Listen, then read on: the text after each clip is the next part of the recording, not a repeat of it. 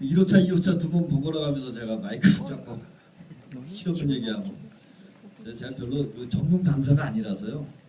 별 레퍼토리가 없어요.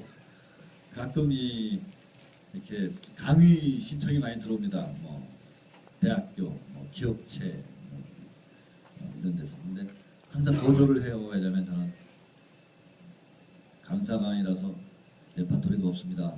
또 저는 대학교도 안 나와서 가방끈이 짧아서 뭐 할 얘기가 없어요. 맨날 핑계를 대는데도 불구하고 이렇게 또 어떻게 어쩔 수 없이 탁 코가 끼면 이제 올라오는데 올라오기 1초 전까지 내가 무슨 말을 해야 될지 절대 생각 안 합니다. 저 학교 다닐 때도 뭐 시험 공부 한 번도 해본 적이 없어가지고 고등학교 때 60명 중에 52등, 58등 막 그렇게 했어요.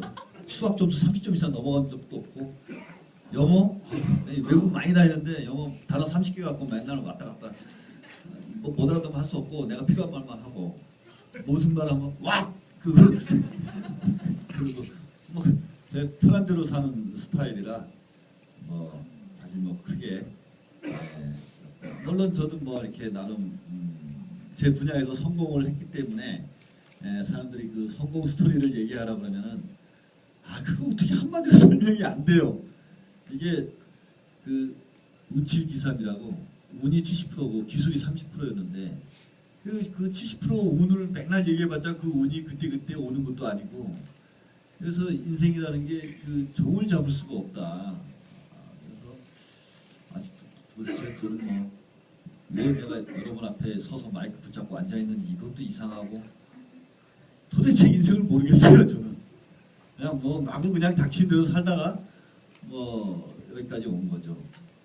그런데 가끔 이제 이렇게 마이크를 붙잡으면 이런 문구가 떠올라요. 서울의 그 광화문에 보면은 교보문고 빌딩이 있는데 그 빌딩 위에 이렇게 큰 간판에 한 달에 한 번씩 이렇게 문구가 바뀌어요. 몇 년 전인가 거기 지나가는데 아주 인상적인 문구가 있었어요. 뭐였냐면은 내게 손님이 온다는 것은 그 사람 인생 전체가 오는 것이다. 이렇게 써 있어요. 그래서 아니 손님이 오는데 무슨 인생 전체가 와? 이렇게 신호등에 걸려져 있구나. 처음에 이해를 못했어요. 근데 가만히 생각해 보니까 그렇네. 왜냐하면 지금 이 순간 저는 여기 있는 거죠. 아무 데도 없죠. 여기 저의 전체가 여기 있는 겁니다. 마찬가지로 여러분도 여러분 전체가 여기 있는 겁니다. 그러면 다양한 삶의 그 경로를 이렇게 거치면서 지금 이 순간 여러분과 저는 여기 있는 겁니다. 그러면 인생 전체가 여기 있는 거예요. 그래서 매 순간 그런 것들을 느끼면서 살다 보면은 매 순간이 소중하고 그 소중한 것을 이렇게 항상 이렇게 놓치지 않으려고 하는 그것이 기쁨이고 행복이다 라는 그런 생각이 들어서 오늘 뭐 약 1시간 정도 이런 시간을 갖는 순간이 여러분들이나 저나 인생 전체를 걸고 한번 만나자 뭐 그런 얘기를 이제 강의할 때마다 하면은 다들 잠도 안 자고 집중을 하고 인생 전체를 걸고 앉아 있더라고요. 그래서 여기 대상분들이 워낙 개별적이지 않습니까? 세대 차이도 다양하고 또 전국에서 모이셔가지고 아까 제주도에서 오신 분도 계시고 구미에서 오신 분도 계시고 뭐 저 화성시 끝에서 제부도 앞에서 오신 분도 계시고 뭐 서울에서 오신 분도 계시고 그래서 제가 일관되게 어떤 주장을 할 수 없는 것은 대상이 너무 다양해가지고 제가 누구를 상대로 얘기해야 될지 주제와 소재를 고를 수가 없습니다. 그래서 뭐 저 혼자 떠들면은 어떤 분한테는 흥미로울 수 있지만 어떤 분한테는 전혀 재미없을 수 있고 그래서 저 혼자 떠드는 건 별로 의미가 없고 여기 이 토크 콘서트라고 해놨는데 말하는 거니까 제가 말을 반을 하고 여러분들이 말을 반을 하고 그런 시간을 갖는 것이 우리가 즐거운 시간을 만드는 것 같아서 마음대로 질문하시고 아니면 뭐 제가 하는 말이 좀 이상하면 좀 야단도 좀 치시고 제가 그걸 막 반발을 하고 뭐 그런 시간을 가져야 재밌지 않을까 그렇게 생각합니다. 그래서 여기 진행자분이 이렇게 마이크를 하나 또 이거 좀 이 말씀하신 저랑 이 말싸움하실 분 마이크를 드릴 테니까 저는 이걸 붙잡고 그렇게 하는 게 좋을 것 같아요.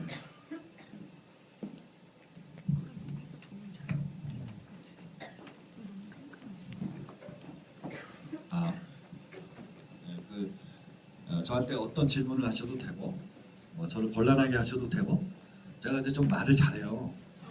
예, 말을 잘해가지고요. 그냥 말로 사람을 아주 홀립니다. 조심하세요. 저한테 홀리지 않으시려면 조심하셔야 돼요. 말씀 부탁드립니다. 네, 편하게 질문하실 분들 편하게 질문 네. 주시죠. 잠시. 뭐 어쩌시다가 영화계로 빠지게 되셨나요? 맞아요.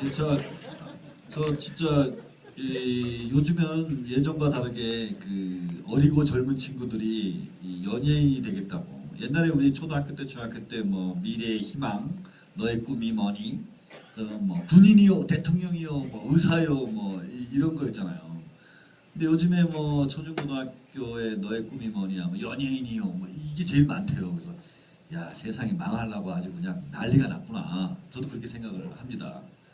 하지만 그런 것도 다 이제 과정이니까 나중에 더 이제 또 올바른 사회의 어떤 그 희망의 어떤 그런 분위기가 생기겠죠. 하지만 지금은 지나치게 그 미디어, 그러니까 소위 뭐 TV라든가 어떤 여러 가지 매스컴들이 과도하게 그 젊은 애들을 중독시키는 바람에 뭐 꿈이 뭐 연예인이요, 이거 아주 그냥 나라가 망조가 났습니다, 진짜. 근데 이것도 다 과정이라고 생각하시면 큰 염려가 없습니다. 하지만 저 같은 경우도 역시 뭐 제가 영화 감독이 되고자 꿈을 키워본 적도 한 번도 없고, 심지어 제가 영화 감독이 될 줄도 전혀 몰랐어요. 33살 때까지. 그저 뭐 20대 뭐 고등학교 뭐 너무 공부를 못했으니까. 근데 저 그림을 좀 잘 그렸어요. 그림을. 뭐 누구나 재주 하나는 갖고 태어나잖아요. 누구는 뭐 삽질을 잘하고 누구 뭐 낫지를 잘하듯이 나는 그림을 잘 그린 거예요. 그죠? 공부도 못하는 게. 그래서 뭐 어찌 하다 보니까 뭐 미술대학을 뭐 예비고사도 뭐 거의 뭐 160, 그때 당시 제가 160점이면 어떤 거냐면 340점 만점에 160개 맞았으면은 반도 못 맞은 거예요. 그거 갖고 대학교 갔어요. 어떻게. 그 소가 뒷검지 하다가 이제 간 거지. 가서 보니까 배울 것도 별로 없더라고. 왜? 원래 등기 있어야 배울 게 있는데 등기 없으니까 배울 것도 없는 거지. 자퇴했어요. 그냥 자퇴해버리고 먹고 사느라고 이제 날품팔이 많이 뛰어다녔는데 뭐 가다가 보니까 저는 내 눈앞에 있는 것이 나한테 밥을 주고 또 내 식구를 먹여 살릴 수 있으니까 내 눈앞에 있는 것만 최선을 다했어요. 최선을 그냥. 근데 그것이 뭐 예를 들어서 뭐 아주 흔한 일들이죠. 뭐 외판 사원도 하고 또 주유소에서 이거 기름 넣는 것도 하고 심지어 피라미드에도 빠졌다가 거기서 또 사기 좀 당하고 옛날에 80년대 뭐 그러다가 고구마 장사도 하고 뭐 소화기도 팔도 다니고 뭐 하여튼 아주 그 수많은 그 어떤 20대 정의감이 모두 20대는 사회 나갈 때 정의감과 도덕심으로 나가잖아요. 나갔다가 그 기성세대가 갖고 있는 그 부조리한 거에 막 어마어마한 사회적 상처를 많이 받죠. 그 상처를 받으면서 이제 복수심이 막 끌어올릴 거 아닙니까 이제. 이씨 내가 세상을 다 분질러 버리겠어. 막 하면서 도끼를 품고 갔는데 가도 되는 게 없더라고. 맨날 그냥 해서 나는 별일 없는 인간이구나. 그걸 이제 자각을 하고 그저 눈앞에 있는 일만 열심히 하다가 보니까 조금씩 이렇게 스카웃을 당하는 거예요. 뭐 학벌이 있는 것도 아니고 뭐 특별한 뭐 경력도 없고 뭐 집이 잘 사는 것도 아니고 돈도 없고 백도 없고 아무것도 없는데 뭐 조금씩 스카웃을 당해요. 왜 그랬냐면은 눈앞에 있는 걸 열심히 했으니까. 가다가 어찌어찌해서 뭐 잡지사에 이렇게 알바생 일당 10,000원짜리 15일 동안 근무하는 거 시다바리 일도 하다가 또 이렇게 그림을 잘 그리니까 뭐 인정받아서 또 스카웃 돼가지고 나중에 뭐 극장에 지금 서울의 그 종로 3가에 있는 서울극장이라는 그 극장에 이제 간판 그리는 것 바로 옆에 이렇게 포스터 그리는 그때 가서 이제 포스터도 그리고 신문 광고도 그리고 하다 보니까 포스타 신문 가면 거기다 보니까 뭐 거기에 카피도 써야 되니까 이제 그 카피도 쓰고 뭐 로고도 쓰고 로고는 이제 제목 그런 것도 쓰고 그러다 보니까 뭐 광고를 해야 되니까 이제 광고 뭐 CF 편집도 하고 뭐 자꾸 조금씩 더 하는 거예요. 그러니까 하나도 배운 적이 없는데 오늘 내가 봉급을 받고 오늘 내가 집에 애 우유값을 벌고 가려면 밥을 세서라도 그걸 해야 되니까 뭐 흉내 내는 거죠. 흉내. 아 좋은 거 있으면 막 베끼고 막 그래서 안 베낀 것처럼 막 좀 바꿔주고 막 이렇게 잔재주 피워가지고 가다 보니까 이제 어떻게 시절을 잘 만나가지고 80년대에 좀 돈을 잘 벌었어요. 이렇게 영화 광고 일을 많이 해서 마케팅 일이 요새 말로 마케팅이지 옛날에는 선전이라는 말이에요. 그래서 그 선전부장 했어요. 옛날에 80년대만 해도 선전부장이 이거였어. 지금 마케팅 실장 뭐 이런 거지 사실은. 그거 하다가 영화 광고를 하다 보니까 외국 영화 또 한국 영화 이런 담당자들을 많이 만나죠. 예를 들어서 이제 외국 영화 같은 경우는 80년대 이제 우리나라가 이제 그 국제 통상 거래 때문에 WTO라는 거예요. 최근에 이제 FTA지만 FTA 이전에는 이제 WTO라는 국제 협약이 있습니다. 그게 이제 보호무역, 그러니까 한 국가의 경제 보호를 개방하는 청문인데 그 WTO를 체결하면서 제일 먼저 영화계에 들어오는 게 소위 직배사라는 거예요. 직배사라는 건 뭐냐면 미국의 헐리우드에 이제 그 거대 기업이 있습니다. 여러분들 외국 영화 수도 없이 많이 봤던 영화들이 다 그 회사들 거인데 예를 들어서 뭐 20세기 폭스, 뭐 콜롬비아, 소니, 뭐 월트 디즈니, 뭐 워너 브라더스, 뭐 이런 회사들이에요. 그런 회사들이 한국에 이제 직배사가 들어와서 이제 제가 외국 영화를 수입한 영화를 이제 광고를 해야 되는데 다 이제 사장들이 미국인이죠. 외국 사람들이고 거기 뭐 간부들도 뭐다 코리안 아메리칸, 그러니까 미국 국적의 한국 사람이 많고 한국말보다 영어 더 잘하고 저는 영어 한 마디도 못하는데 로컬, 그러니까 지역 사회의 지역 국가의 이제 마케팅 담당자니까 이제 회의를 하고 하는데 영화를 광고하려면은 영화를 봐야 될 거 아니에요. 그럼 미국에서 미국 영화가 처음 들어오면은 자막이 없습니다. 자막을 안 넣고 이제 그냥 영어로 나오는 거 봐요. 저도 같이 봐요. 광고 담당자니까. 근데 못 알아들어요. 그 김호걸이가 영어 보는 건 똑같은 거지. 그러니까 막 눈에 불을 치고 막 영화를 외워버리는 거야. 눈으로 외우는 거예요. 영화를 다 보고 나서 이제 회의를 하면은 그 사람들은 영어를 다 알아들으니까 뭐 줄거리를 쫙 얘기를 하면 대충 이렇게 막 짜맞추는 거죠. 지금 이런 얘기구나. 그래서 제가 이제 담당자니까 뭐 광고 전략은 이렇게 해야 되고 뭐 막 이제 소위 이제 구라를 막 펴야 되는 거죠. 제가 말재주가 있어가지고 말을 막 꾸며대는 거예요. 그러면 다 넘어가 나한테. 영어 하는 사람들도 와, 저 사람 진짜 능력 있나 보다. 자 속는 거지. 제가 이제 사기를 치는 거예요, 막. 뭐 그런가 보다 하고 미국 사람들이 뭐 알겠어? 한국은 원래 그런 거다 하고 이제 제가 이제 광고를 합니다. 뭐 잘 돼요. 또 이게 참 운이 좋은 게 이게 제 직구는 이게 뒤로 넘어져도 뭐가 된다고 되는 거야, 막. 막 영화 뻥뻥 막 잘 되고 또 뭐 그 이제 두 배로 집중하는 거죠. 소리가 못 들으니까 막 이 영화 편집을 막 외워버리는 거지.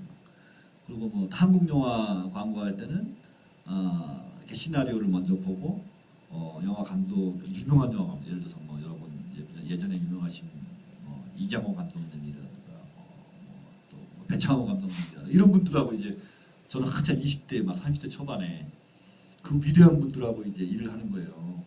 뭐 그거를 이렇게 보면은 자꾸 시나리오 보면 시나리오가 내 눈에 좀 후져, 좀 안 좋아. 그래서 이렇게 이거 왜 이렇게 안 좋습니다 이렇게 막 얘기하면 그 유명하신 분들이 대답이 시원찮아. 그래서 제가 약간 오만해지는 거죠. 그럼 나도 감당할 수 있겠다. 그럼 아주 손하게는 하는 거네. 뭐 그런 무식하면 용감하다고 잘 모르니까 얼토당토하게 막 제가 이제 호승심이 막 생긴 거예요. 그다음 얼떨결에 감독을 한 거예요. 얼떨결에.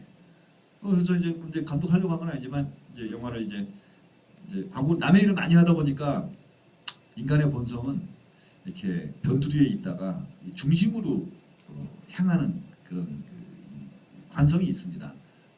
모든 동물은. 그러니까 막 중심으로 가는 거예요. 그러다가 영화를 찍어야겠다. 내가 뭐 영화 학교 나온 것도 아니야. 뭐 연출부도 안 해봤어. 뭐 조감독도 안 해봤어. 아무것도 안 해봤는데 영화는 찍어야 되겠고. 그러니까 뭐 이야기는 내가 꾸밀 줄 아니까 뭐 작가 내 글도 써본 적이 없어. 그래서 작가 불러다가 내가 말을 막 이제 멋지게 이제 말을 막 꾸미는 거지. 꾸미는 작가가 대신 써줘요. 그거 보고 또 내가 또 수정 좀 하고. 그래서 이제 감독을 맡기려고 쫓아다니는데 그때 제가 20년 전이죠. 93년도에 33살이었나?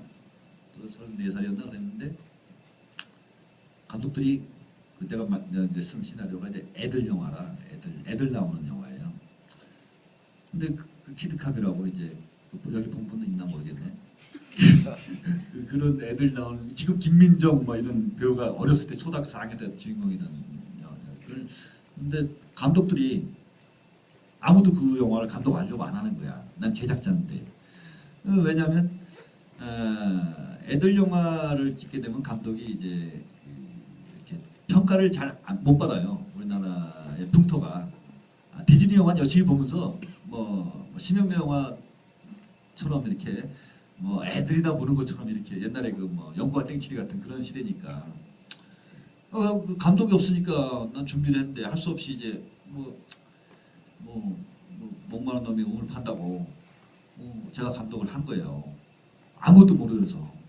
근데 감독이라는 게 사실 뭐 감독 혼자 할 수 있는 게 아무도 없고 인사가 만사라고 촬영 감독 뽑고 음악 감독 뽑고 조명 감독 뽑고 뭐 배우 뽑고 뭐 이렇게 녹음 뽑으면요 다 알아서 해요. 어차피 돈 주고 하는 건데 뭐 돈 받아서 일을 할 거 아니야 그 사람들. 그래서 이렇게 시키면서 거꾸로 제가 배우는 거죠. 그 사람들은 다 뭐 10년, 20년 그 분야에서 전문가들이니까 시키면서 열심히 컨닝을 하는 거예요. 아, 촬영은 저렇게 하는구나. 조명은 저렇게 하는구나. 녹음은 이렇게 하는 거구나. 연기는 이렇게 하는 거구나. 다 배웠어요. 그래서 이제 첫 작품을 개봉을 했는데 개봉 날짜가 93년 7월 17일인가 그랬는데 그날 주라기 공원이랑 같은 날 개봉해가지고 대박사이 났죠. 주라기 공원 전 세계에서 다 대박 났는데 그 영화가 붙어가지고 제가 성공하겠어요. 스필버그 대표 저기 수공장인데 쫄딱 망했습니다. 그것도 삼성돈 받아가고 제가 이게 주변 말재주가 좋아가지고 또 삼성에서 그 대기업에서 처음으로 그 전액 투자한 영화가 제 영화예요. 삼성돈을 홀랑 말아먹었어요. 그래서 나는 이제 나는 감독으로서 재주가 없나 보다. 내가 너무 좀 과하게 욕심을 부렸나 보다 해서 은퇴하고 첫 번째 은퇴를 그때 했습니다. 그래서 10년 동안 영화 감독 안 했어요. 진짜 은퇴했으니까. 그 사이에 이제 뭐 했냐면은 제작을 했죠. 영화 제작. 여러분들 보신 영화 중에서는 예를 들어서 뭐 달마에 놀자 보신 적 있죠? 그 영화 제가 제작한 영화예요. 감독을 시켜서 예를 들어서 뭐 또 간첩이 철집 그 영화도 제가 제작한 영화고 뭐 아나키스트 그 영화도 제작한 영화고 또 그 말고도 또 있고 또 외국 영화 수입을 또 많이 했어요. 영어도 못하는 게 그냥 뭐 LA 가서 뭐 깐느 가가지고 막 영화 수입을 합니다. 막 물론 이제 영어 잘하는 직원을 뽑아서 통역시키고 나는 한국말하고 걔는 영어하고 요즘에 통역하고 뭐 외국 사람들 뭐 프랑스 뭐 독일 뭐 영국 애들 뭐 미국 애들 다 한 10년 이상 상대해 보니까 그 사람들도 별거 아니더라고.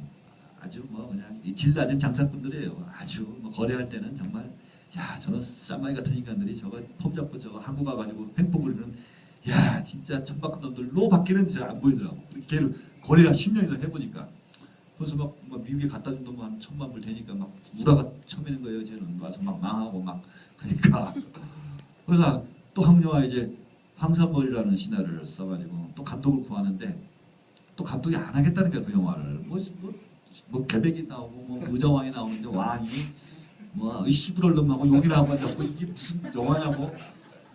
그래서 감독들한테 다 빠꾸 맞아가지고 그때 나 매운 영화 수입하다가 빚이 한 20억인가 막 있었는데 이거 갚아야 되는데 이거 뭐 찍어야 갚지. 그래서 10년 만에 이제 은퇴를 번복하고 다시 영화를 감독을 했는데 오잉 대박이 났네.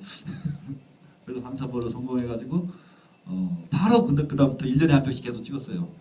바로 그 다음에 뭐 왕의 남자 해가지고 1,000만 빡 해서 빚한 40억 팍 갚아버리고 뭐 그다음에 또 라디오스타가 이제 그다음 정말 많이 남자 다음에 라디오스타 다음에 즐거운 인생 뭐 니은만 곳에 구름 벗은 날처럼 뭐 평양성 뭐 쫙 찍고 평양성 하면서 또 이게 그다음에 성공이라는 것은 지속되는 게 아니거든요. 여기 그 라디오스타라는 영화에서도 보면은 박정훈이가 한때 88년도 가수왕 해가지고 성공했지만 성공이 오래가는 법은 세상에 없죠. 뭐 불법을 저질러야만이 그 오래 가는 거죠. 성공을 유지하는 방법은. 근데 저는 뭐 학교가 좋은 데 나온 적이 없어서 불법을 저지를 수가 없어요. 불법은 다 좋은 학교 나온 사람들이 저지르는 겁니다. 특히 아주 그 사회적으로 굉장히 그 이렇게 교묘한 불법은 다 배운 사람들 하는 거예요. 못 배운 사람들은요 불법을 할 줄을 몰라요. 뭐 그냥 뭐 이렇게 경범죄나 아니면 뭐 폭행 이런 거지 뭐 그거 뭐 별거 아니죠. 거대 기업이 더 많은 불법을 저지르니까 좀 이렇게 변호사 써가지고 뭐 정치권의 인사들이 더 많이 매수당하고 더 매수하고 그 부조리한 사회. 그때 그건 뭐 대한민국 나오는 게 아니라 전 세계 인류 역사가 수천 년 동안 그랬으니까 뭐 새로운 일도 아닙니다. 그게 세상이니까. 뭐 어쨌든 그래서 이제 지금 뭔 얘기했지? 그래요. 그래서 제가 지금 아까 간단한 질문에 어떻게 영화 하게 됐냐고 하는 그 간단한 질문에 제가 길게 얘기를 한 이유는 그 성공과 실패는 그때 그 순간에 내 앞에 벌어진 어떤 현상일 뿐이다. 그래서 그 평양성을 2년 전에 이제 하도 내가 대기업 롯데돈도 깨먹고 CJ돈도 깨먹고 동양돈도 깨먹고 막 돈을 막 깨먹은 거예요. 막 실패를 계속 하니까 미안하잖아요. 돈을 남의 돈을 갖고 영화 찍어가지고 손에 끼치면 얼마나 미안해요. 미안하니까 이제 아이씨 은퇴 해가지고 이제 2년 전에 은퇴했습니다. 두 번째 은퇴를 한 거예요. 했는데 돈 떨어졌어요. 또 이제 아이씨 먹고 살아야 될 거 아니에요. 그래서 안 되겠다 다시 하자. 그래가지고 이제 다음 2주 후에 크랭크인해요. 그래서 추석 프로에 여러분 또 제 영화 보실 수 있습니다. 지금 어저께 이제 배우들하고 이제 전체 네이밍을 했어요. 시나리오 설경구, 엄지원, 김혜숙 씨, 또 다른 배우들 하고 이제 어제 하루 종일 이제 시나리오 넣고 쫙 리딩 읽는 거죠. 서로가 다 읽고 이제 저녁 때 술 좀 많이 먹어가지고 아침에 해롱거리고 여기 나와가지고 지금 횡수수설하고 있는 거예요. 그러니까 인생은 길게 봐서 적당한 성공과 무지막지한 실패의 연속이다. 근데 그 실패를 해도 절대 도망가지 않으면 그게 성공이다. 그런 생각을 합니다. 예를 들어서 제가 뭐 이렇게 왕의 남자 찍을 때만 해도 빚이 한 40억이 있는데 이 40억이 이제 한 군데 있는 게 아니라 막 여러 군데 막 전국에 영화 배급돼 있기 때문에 지방의 지사들의 막 돈이 몇 억씩 막 깔려 있는 그러니까 뭐 빚쟁이가 한 몇십 명 될 거 아니에요. 영화 찍다가 이제 레디 액션하고 딱 있으면 항상 저는 핸드폰을 코앞에 탁 놔둡니다. 딱 뜨면 이게 빚쟁이 전화면요 벨 3번 울리기 전에 무조건 받아요. 이 채권자가 전화를 늦게 받으면 일단 의심이 커지잖아요. 무조건 받아요. 네. 나 지금 영화 찍고 있습니다. 이거 언제 개봉이냐? 뭐 내년 언제 개봉하면 그때 갚습니다. 한참 막 이제 빚을 막 이제 이렇게 막 언제 갚겠다고 막 약속을 막 하죠. 잘 지켜지지도 않지만 어쨌든 끝까지 뭐 갚는다고 의지를 가지고 이제 막 진심으로 얘기를 하죠. 조 감독이 막 뛰어와요. 근데 오케이. 예, 지금 열심히 찍고 있습니다. 그러고 찍었어요 영화를. 왕의 남자 찍을 때. 빚쟁이 빚도 좀 받으면서. 근데 여기 뭐 빚 없는 사람이 있겠어요? 다 빚 있죠 뭐. 하다못해 아파트에 뭐 대출금이라도 있을 거 아니에요?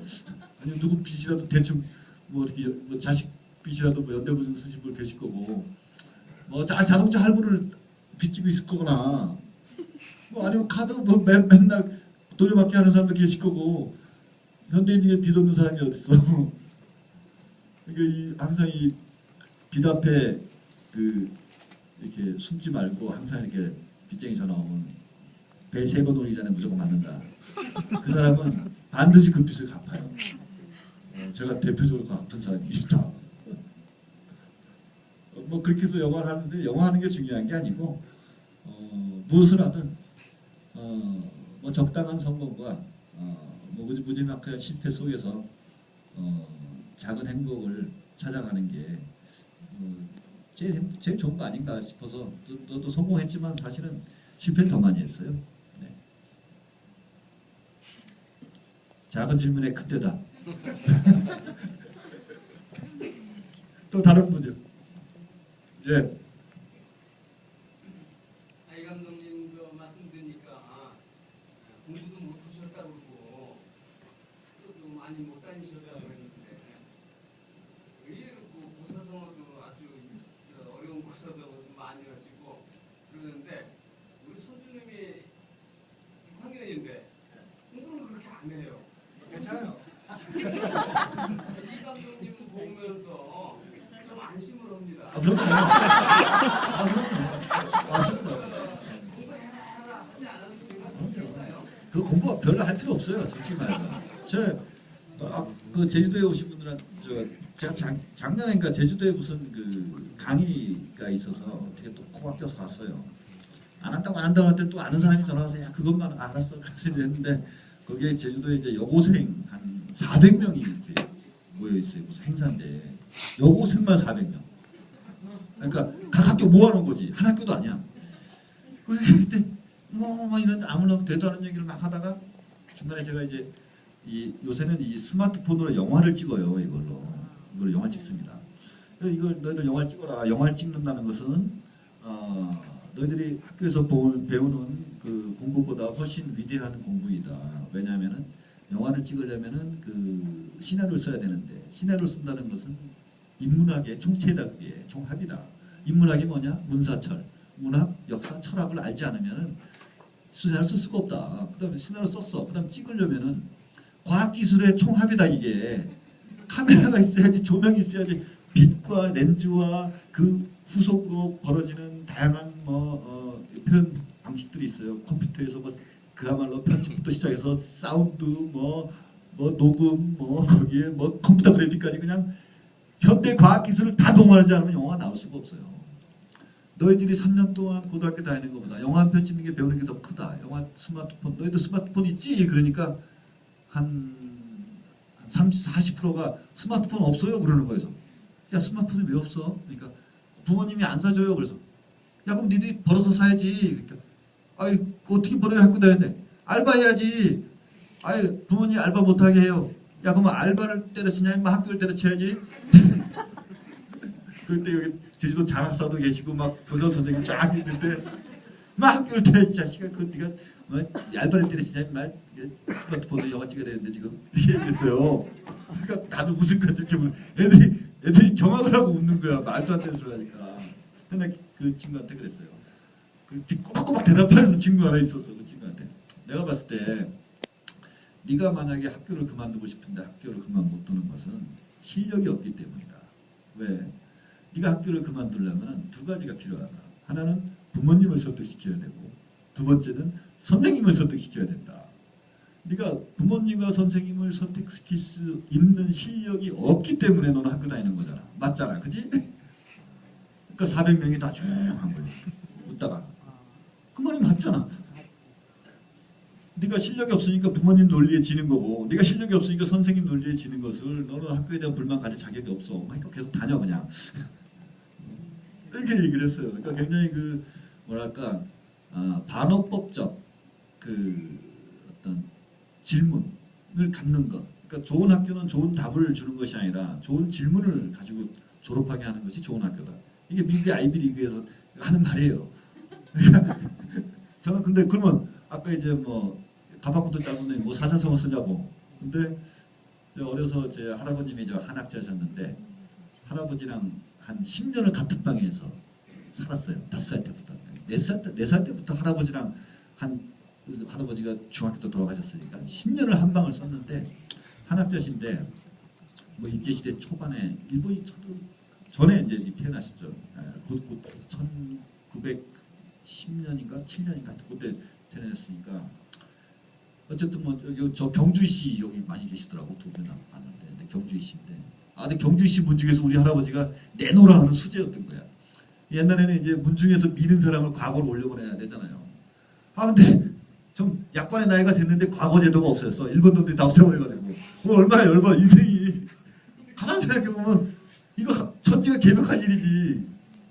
시대가 바뀌어도 유분수지. 열심히 그 뭐 논어맹자 사서성경 다 외워서 이제 한시 지어서 과거 보려고 하는데 과거 제도가 없었어. 이런 다참. 그 일본 놈들로 싹 바뀌어버렸으니 깜짝 놀랄 일 아닙니까.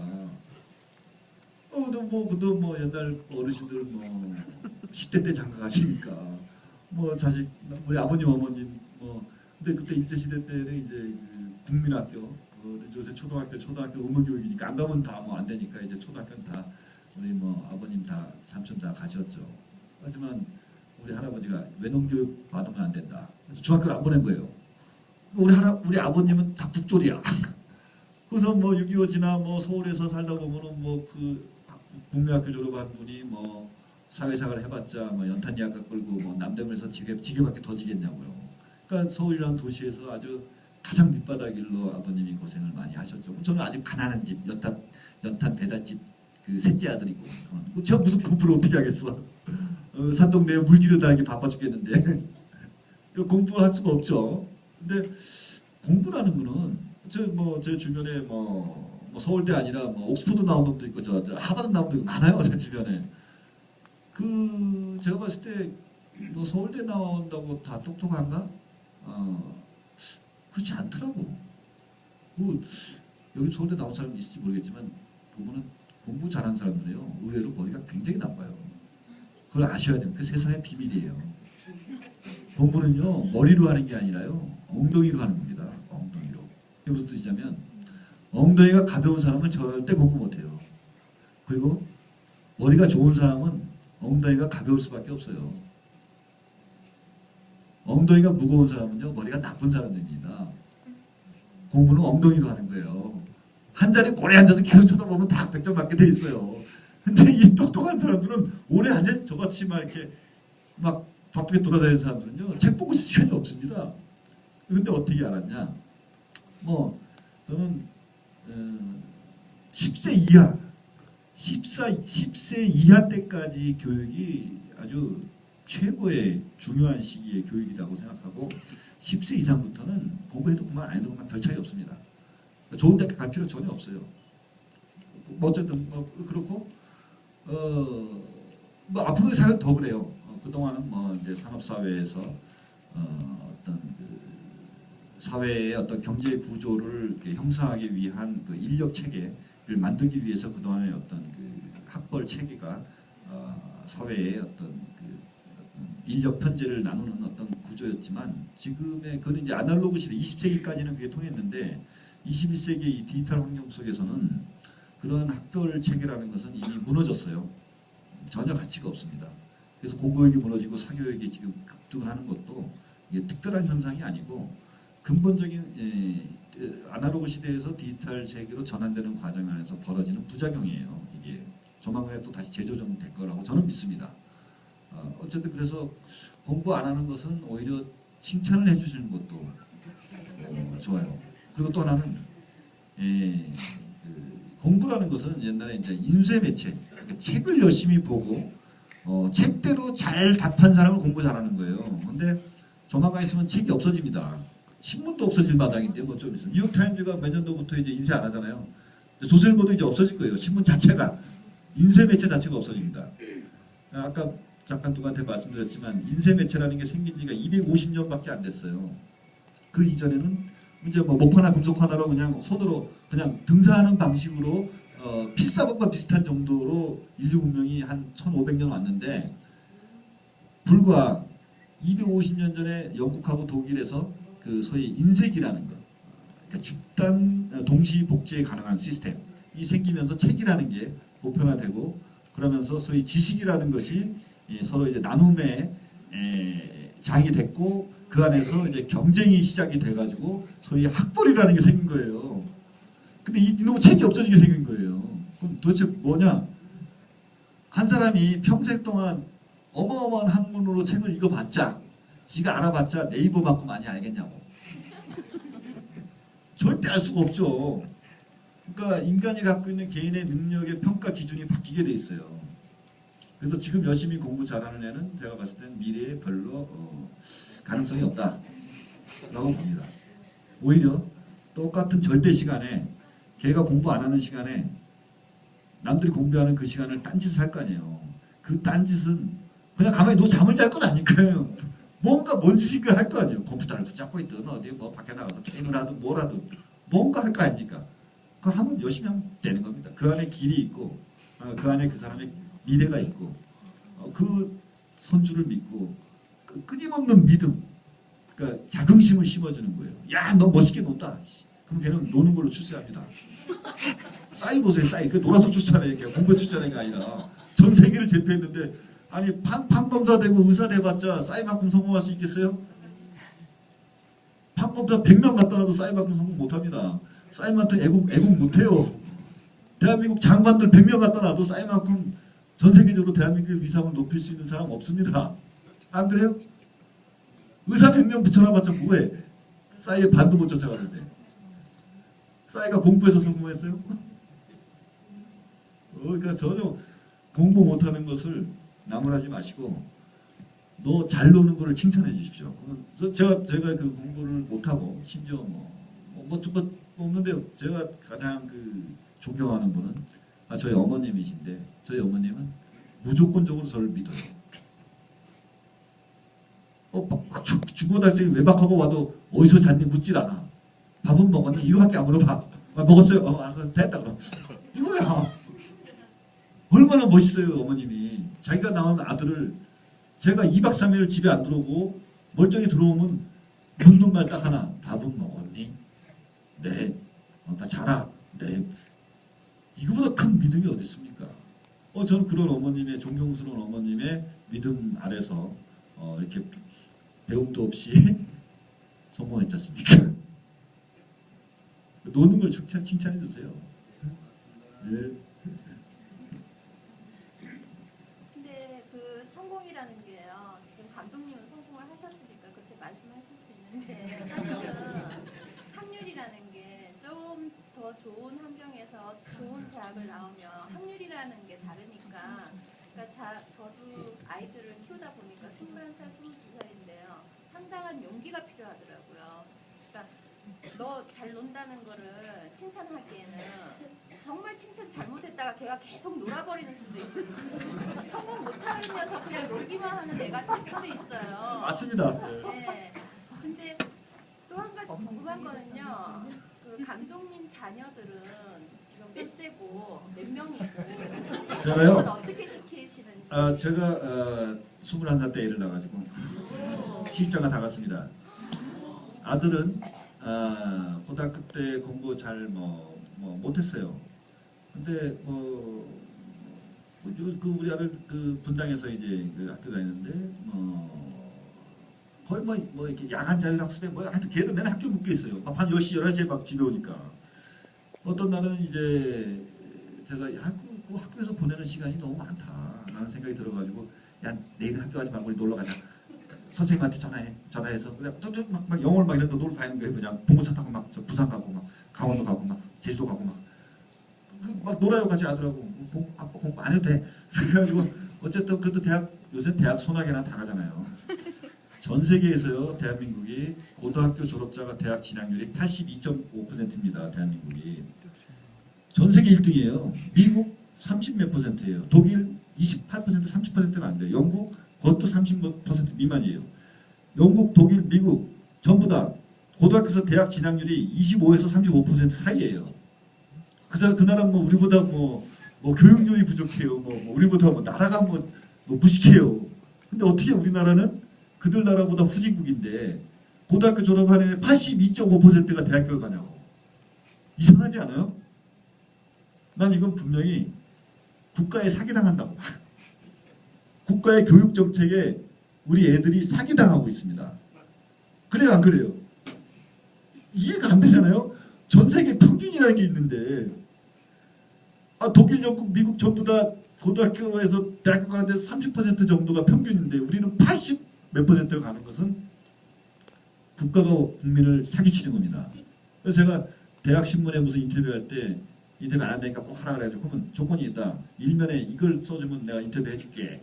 그래서 해준 게 있어요. 뭐냐면 대한민국의 대학교 70%는 없어져야 된다. 이걸 딱 헤드카피로 꽂아놓고 내 인터뷰했어요. 사실입니다. 대한민국의 70% 대학은 대학이 아니에요. 근데 그 안에서 서열 경쟁을 합니다. 서열 경쟁, 1등주의. 그래서 초등학교 때부터 이제 좋은 중학교 보내고 뭐 특목고 보내야 되고 외고 보내야 되고 그래야 서울대 가고 뭐 스카이 가고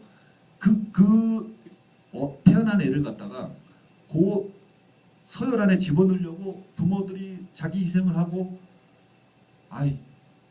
아까 말씀드렸듯이 지금 어르신들이 젊은 시절에 그렇게 고단하게 일을 했으면 이제 은퇴하셔가지고 편안하게 살아야 되는데 그놈의 자식놈들은 그저 돈 갖다 대느라고 인생 다 갖다 바쳐놓고 그놈 망가지면은 원수되고 나중에 길바닥에 나앉고 가정 파탄 나고 국가 복지 혜택 다 돌아가지 않고 막 삶이 붕괴되는 거예요. 이게 그 원인이 뭐냐?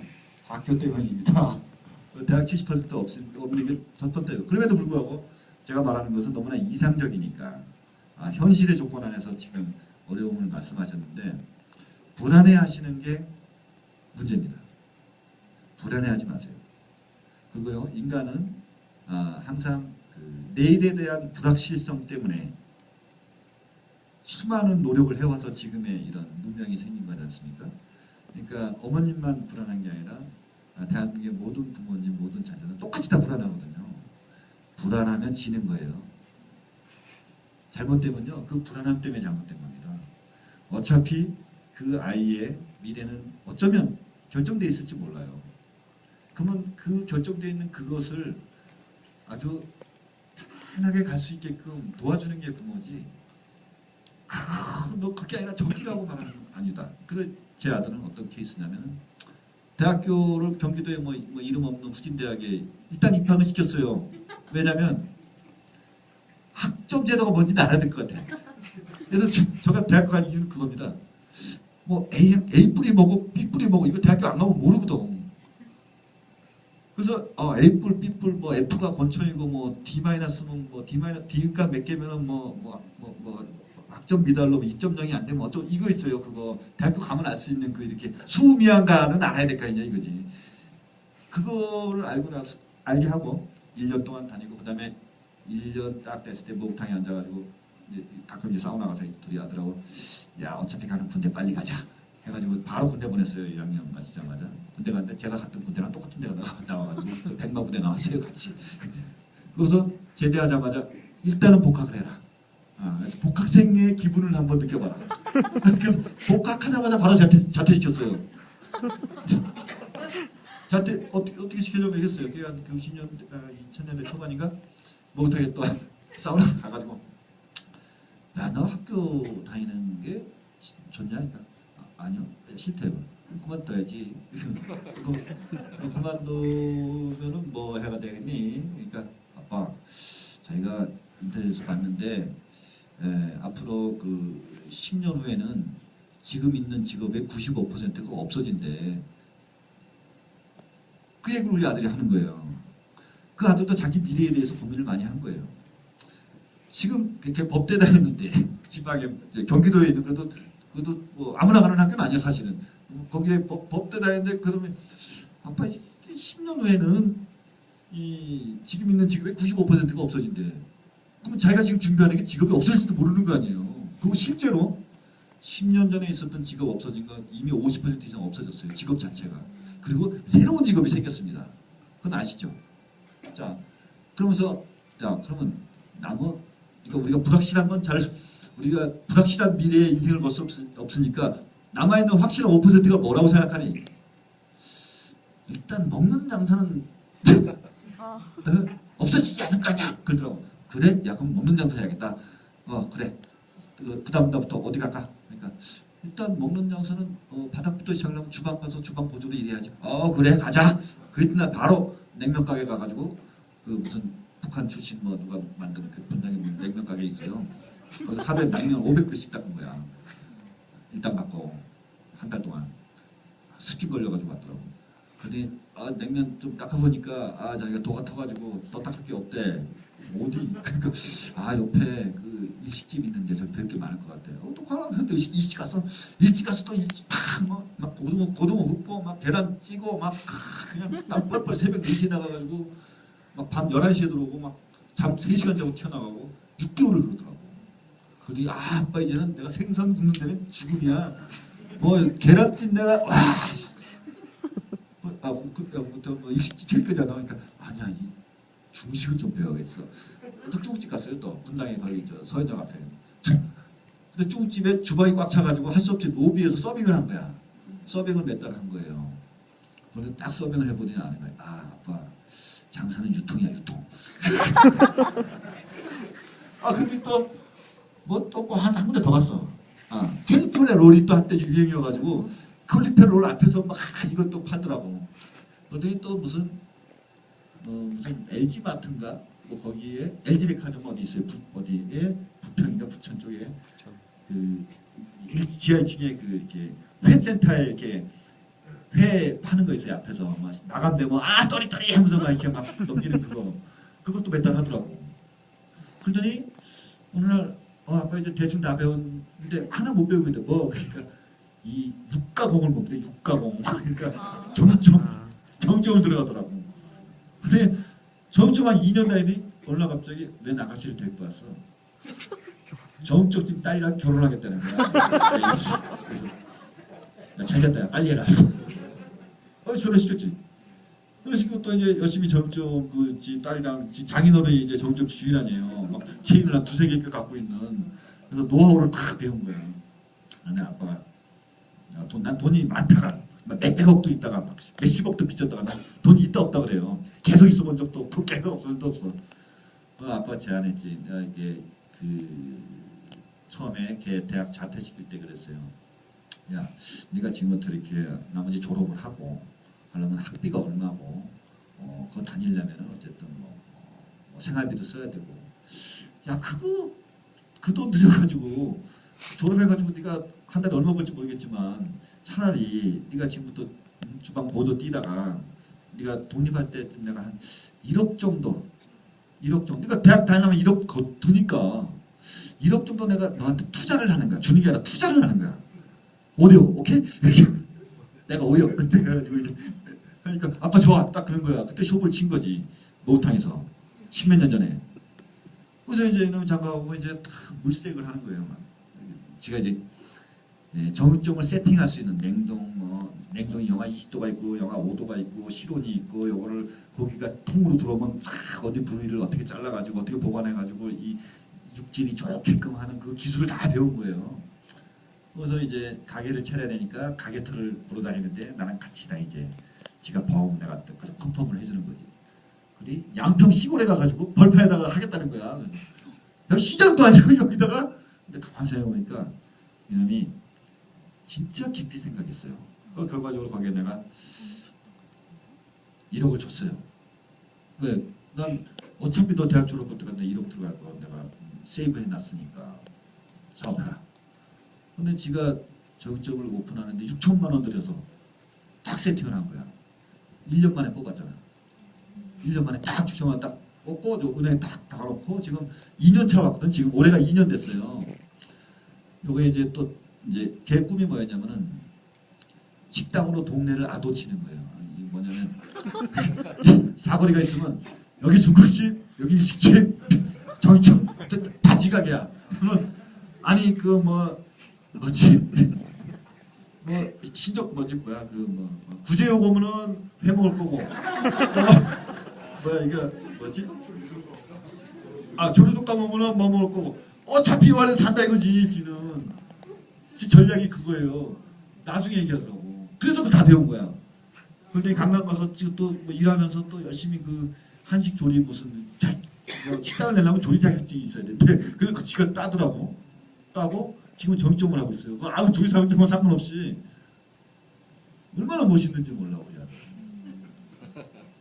지 연고도 없는 양평 가서 지금 분당에서 10년 살고 서울에서 10년 살던 놈이 갑자기 양평 가서 그래서 가끔 이제 한 달에 한두 번씩 가서 이제 멀쩡히 앉아 있다 와요. 막 손님 오면 이렇게 나비넥타이 탁 메고 지가 나는 컨셉이 있어. 동네에서 아주 지금 뭐 방범대원하고 뭐 이렇게 소방대원하고 막그 남의 지역사회 가가지고 지금 막 아주 활기차게 좀 이따 땅 보러 다니는데 거기 땅 싸다고 집중된다고. 이게 30몇 살이야. 33살? 34살? 친구 같으시겠어요. 그럼요. 형, 우리 아들 공부 근데 우리 아들이랑 같이 공부 열심히 해서 대학 간 놈도 있을 거 아니에요. 애들 뭐 어디 뭐 현대삼성 들어가 있는 거지 뭐. 그 뭐라고? 뭐 연봉 몇천 받아가지고 출근하고 하다가 언젠간 잘릴 거 아니야. 그거 어차피 그 잘려가지고 주유소 가서 총 쏘고 있을 텐데. 그보다 100번 낫지. 뭐 있었다고 현대 보내. 난 안 보내 이런데. 우리 아들 그래요. 우리 딸은 뭐 시집 갔으니까 뭐 남편 알아서 하겠지 뭐. 시집 갔다 뭐라고 쳐도 봐. 발로 뻥 찼지 뭐. 부모님하고는 이렇게 합의가 잘 맞으세요? 자녀 교육에도 부부간에 갈등이 오는 경우가 있거든요. 아 나는 그 갈등은 부부간의 갈등 심합니다. 저도 경계나 10년, 11년 전에 이혼을 했어요. 뭐 그런 이혼 사유는 뭐 또 저의 상처가 아픔이니까 그걸 고백할 필요는 없지 않습니까? 살다 보면 뭐 결혼도 합법이니까 이혼도 합법이고 결혼도 제도고 이혼도 제도인데 차별하면 안 되죠. 네. 그래서 어쨌든 우리 그 애엄마는 애를 지나치게 그 요즘 뭐 강남 여자처럼 그 과잉보호의 아주 1호인데 1호 과잉보호 우리 애는 최고.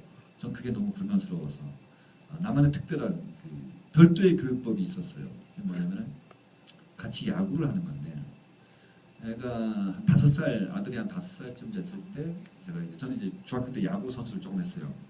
그래서 문방구 가가지고 야구 클럽을 손에 맞는 거 사주고 나도 야구 클럽 사가지고 애가 어리니까 야구공은 딱딱해서 안 되니까 테니스공으로 이렇게 아파트에서 이제 주차장이 기니까 이 야구 캐치볼을 합니다. 이렇게 주고받고 그러면 아들이 이제 공을 잘못 던지면 내가 놓치잖아요.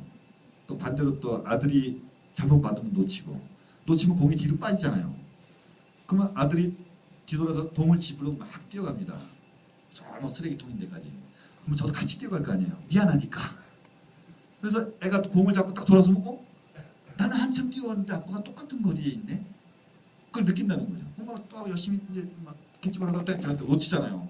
그러면 내가 뒤돌아서 막 뛰면 아들 입장에서는 자기가 공을 잘못 던져가지고 아빠의 뒷모습을 보는 게 미안할 거 아니야. 지도 열심히 뛰어가는 거지. 근데 공을 딱 잡고 돌아서면 한참 뛰어왔는데 똑같은 거리에 있는 거야. 그렇게 몇 년을 해요. 그럼 이제 딸이 이제 그 3살 아래인데 아파트 주차장 아파트에서 이렇게 도저히 아빠하고 오빠하고 너무 재밌게 노니까 딸이 한 5살 때 되면 또 내려와요. 아침마다 나 자기도 하겠다고. 그러면 내가 미션을 주죠. 오빠 뒤에서 오빠가 공 빠뜨리면은 네가 꼭 잡아야 돼. 얘가 막 사명감에 불타가지고 공 빠질까봐 5살짜리가. 그러면 제가 공을 하면 반드시 빠지죠 공은. 그러면 얘가 못 잡잖아요 또 딸이. 그러면 오빠가 놓친 공을 내가 못 잡은 게 미안해서 죽어라 또 뛸 거 아니야. 그럼 오빠 따라 뛰지 나 뛰지 셋이서 쫙 가서 이제 돌아서면 또 똑같은 거리 왔다 갔다 거의 뭐 일주일에 3-4번은 매일 아침 1시간 동안 12년 동안 그걸 12년 동안 애 고등학교 졸업할 때까지 12년 넘지 한 12년 했어요. 내가 계산해 보니까 매주 일요일 12년 동안 아침에 그 딸하고 아들 가운데 놓고 그 공부를 했습니다. 저는 그게 최고의 교육이라고 생각해요. 나도 공부 못했는데 뭘 가르쳐줘. 난 몸으로밖에 가르칠 게 없어요. 머리는 뭐 나도 교과서 뭐 들고 다녀본 적이 별로 없는데 뭐 고등학교 다닐 때 맨날 뭐 빈 가방만 들고 다니지 학기 끝나면 교과서 접힌 적도 없어요. 저는 어차피 안 들고 다녔으니까 젓가락 2개 들고 다니는데 뭐. 내 아들한테 가르치는 거는 그거밖에 가르친 게 없어요. 근데 그 아들은 아빠를 너무너무 사랑하고 지금도 뭐 집안에 문제가 생기면 자기가 다 책임의식을 가지고 또 아빠가 뭐 바쁘게 일한다고 이렇게 무소식이 희소식이다 하고 그거 정말 좋죠. 그래서 저는 아들이 성공하길 바란 적도 없고 네가 성공하라고 한 번도 강요해 본 적도 없고 내가 며느리한테도 그래요. 아, 난 너희들이 결혼을 하든 이혼을 하든 다 찬성이다. 왜? 왜? 결혼도 제도 이혼도 제도인데 왜 차별하냐? 그럴 수 있지. 수명이 100살을 사는데 어떻게 20대도 결혼해가지고 80년 어떻게 같이 사냐고 둘이서. 아니 살 수도 있고 안 살 수도 있다는 거지. 뭐 사는 것만 좋은 건 아니다는 거지. 안 사는 것도 나쁘지 않다는 거지. 그런 거 아니에요? 그리고 그래서 단 죽는 날까지 너희들이 경제적으로 독립적이었으면 좋겠다. 그게 내 바람이다. 그리고 며느리한테 너희들이 성공하길 바라지 않는 사람, 난 너희들이 행복하길 바란다. 세상에 성공한 사람이 다 행복하다고 생각하니? 그래요? 성공하면 다 행복한가? 아니잖아. 불편하면 불행한가? 아, 성공하면 좀 편리하겠지. 성공하면 좀 편리한 게 있어요. 그죠? 돈이 많으니까 편리하겠죠. 뭐 집에 식모도 두고 뭐 편리하겠지. 편리하면 행복한가? 아니잖아요. 그럼 뭐 성공 못했어. 좀 불편하죠. 예. 불편하면 불행합니까? 아니잖아. 그죠?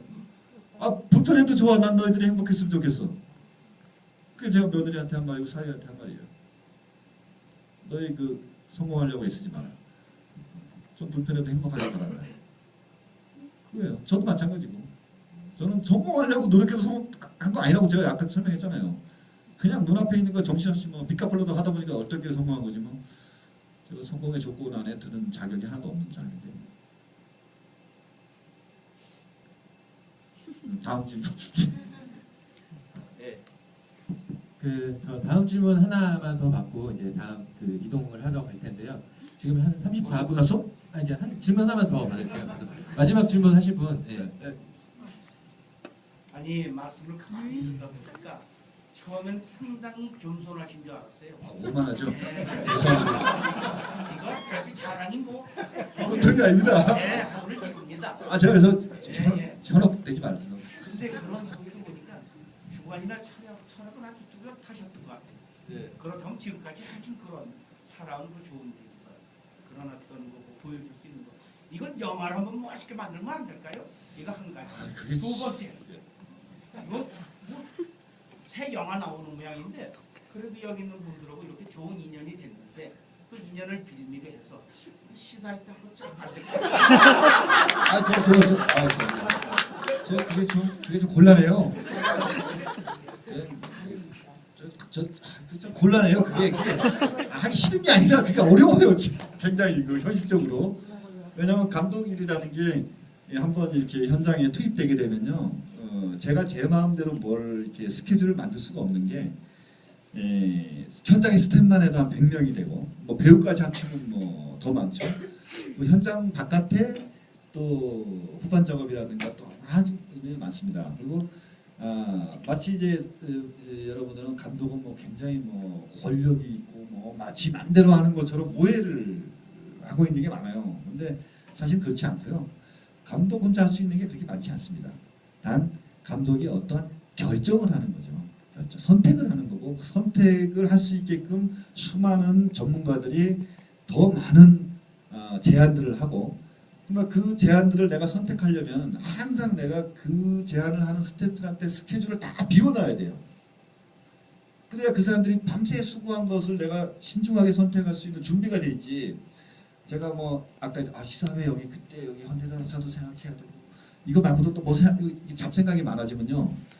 제 앞에서 수없이 밤을 새고 일한 사람들이 준비해온 것을 내가 선택하는데 소홀하게 된다고요. 아무래도. 그래서 몰두를 하는 방법은 모든 관계되는 거 다 끊어버리는 거예요. 다. 가족도 다 끊어버려요. 다 끊어버려요. 그래야 당장 눈앞에 있는 그 사람들의 인생 전체를 걸고 하는 일인데 뭐 아무리 노력해도 실패 확률이 더 큰 게 이게 흥행 사업이고 영화 사업인데 그나마 조금이라도 성공할 수 있는 방법은 그 순간만큼은 다른 건 다 잊어버립니다. 그래서 제가 만약에 약속을 해도 저는 잊어버릴 거기 때문에 장담을 못하고 그다음에 영화를 그렇게 찍는다는 것은 라디오 스타 같은 경우도 그런 경우예요. 사실은 영화는 그 감독의 삶의 경로를 담게 돼 있어요. 그러니까 어떤 거냐면 자기가 경험하지 못한 이야기는 설명을 못 하거든요. 가짜거든요. 근데 어떤 이야기는 이야기 자체는 가짜지만 많은 사람들이 오랜 동안 다시 보고 또 봐도 그것이 계속 살아있다. 가공의 어떤 진실. 가공의 진실. 그렇죠. 예, 가공의 진실이 있는 그 진실이 있는 거예요. 그러니까 제 영화들을 보면은 뭐 이것뿐이 아니라 왕의 남자도 마찬가지고 뭐 지구인성도 마찬가지고 뭐 이렇게 사회적으로 출중하고 뭐 번듯하고 빛나고 뭐 능력 있는 사람 별로 안 나와요. 라디오 스타도 뭐 뭔가 하자들이 많아. 이게 인물이 다 하자가 있어요. 다 왕의 남자도 보면 그 광대나 뭐 왕도 하자가 많아. 왕도 연상 그게 왕이냐고 그냥 하여튼 그 하자가 많다고. 그러면 저도 하자가 많은 사람이고 뭐 여기 하자 없는 사람이 사실 뭐 많지 않지 않습니까? 뭐 어딘가에 하자라는 건 이제 결함이 있는 거죠. 모든 인간은 결함이 있습니다. 그래서 저는 저의 결함을 그냥 드러내는 거예요. 이걸 이제 겸손이 지나치면 오만이라고 지금 저의 결함을 드러낸 거죠. 이게 여러분들도 그 결함을 숨기지 말고 결함은 숨기면은 그 결함이 암으로 자랍니다. 그러니까 자기의 어떤 어떤 그릇된 점, 좀 부족한 점, 그냥 그거를 자랑스럽게 떠버리는 거예요. 공부 못하게 자랑이야? 나 자랑하잖아. 공부 못했어요. 고등학교 졸업할 때 구구단도 다 못 외웠어요. 나 8단 아직도 못 외웠어. 8단은. 그거 되게 어려워요. 8단이 제일 어려운 거 알죠? 그 정도예요. 근데 남들은 그 결핍, 그 괴로움, 그 어떤 부족함을 포장하고 숨기고 그래야 더 세련된 것 같고 그렇게 착각하고 살죠. 근데 저는 뭐 못난 게 잘못이냐고 뭐 그런 오히려 더 그걸 강하게 주장함으로 해가지고 차별화를 가져서 더 돋보이게 하고 그러나 또 이 술수를 이렇게 잔머리를 잘 써가지고 그렇게 됐습니다. 제 영화는 다 제 삶 안에 있는 그 아픔, 슬픔 그것도 아름답다. 여기 그 라디오 스타 보면은 최곤이라는 박중훈의 아픔이 있잖아요. 또 안성기의 아픔이 있지 않습니까? 저 자식 깃밥 말고 앉아있는데 지는 그 최곤 그 박중훈 성공시키게 20년 동안 매니저하고 있는 그런 하자 같은 인간이 뭐가 사랑스럽겠어요. 아픔이 있죠. 그래서 박중훈하고 헤어지고 지하철 앞에서 와이프가 말아놓은 김밥을 팔려고 노란 모자 쓰고 뛰어다니고 근데 그 남편이 노란 모자 쓰고 그 지하철 앞에서 1,000원 김밥 파는 뒷모습을 보고 마누라는 너무나 행복해한 표정을 짓고 있어요. 김밥을 팔아도 좋다. 내 남편이 내가 만든 김밥을 팔러 저기 허덕거리고 뛰어다니는 모습만 봐도 너무 행복한 거야. 이 영화 그래요. 그래서 아마 여러분들이 이 영화를 보고 뭔가 마음이 이게 흔들렸다면 그런 모습 강원도에 뭐 이렇게 보면 어떤 시골 할아버지가 이렇게 붙잡고 아들아 네 서울에서 뭐 집에 안 온 지 몇 년 됐지? 난 괜찮다. 뭐가 괜찮아? 하나도 안 괜찮아. 근데 난 괜찮다.